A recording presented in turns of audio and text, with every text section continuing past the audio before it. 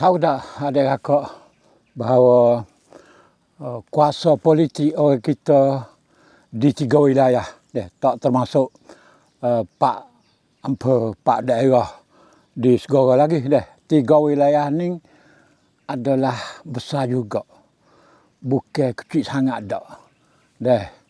Assalamualaikum, salam bahagia saudara-saudari para penonton yang budiman sekalian.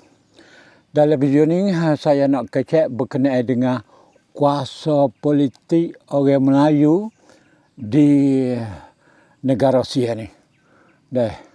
Sebenarnya merupakan kuasa politik yang berwibawa.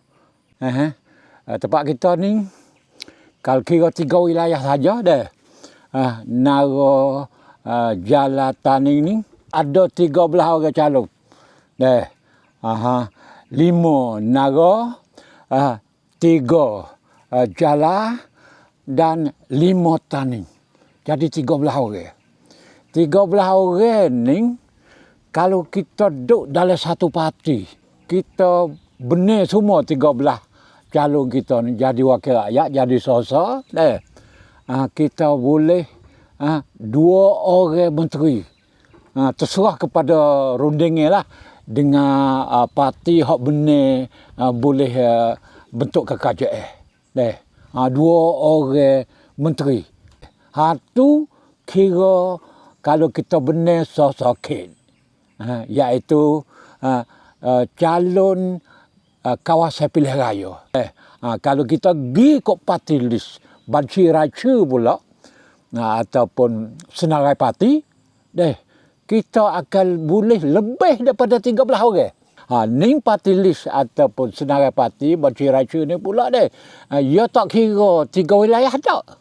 Ia kira kata siapa saja cocok parti kita, patut boleh kena banyak. Sebagai contoh, kalau parti kita, sebuah parti kita boleh di antara 400,000 sampai ke 500,000, kita akan boleh 1 kerusi.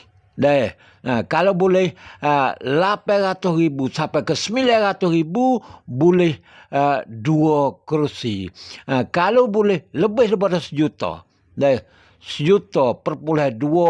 1,3, kita akan boleh 3 kerusi, 3 orang sosok parti list banci raya senarai parti, adik kakak. Artinya orang kita tu bukan 13 dak lah. 4 tahun lalu kita boleh 19 orang. Tapi kita tak ada duduk dalam satu parti dak. Parti Cacat, Parti Omah 9 orang, 7 orang yang benar mengikut kawasan, 2 lagi benar parti list. Hal lain ada orang benar Pacar Tipak, ada orang benar Palang Prasyarat, duk kucak kacik tupal ekor, jadi tidak boleh jadi kuasa politik besar.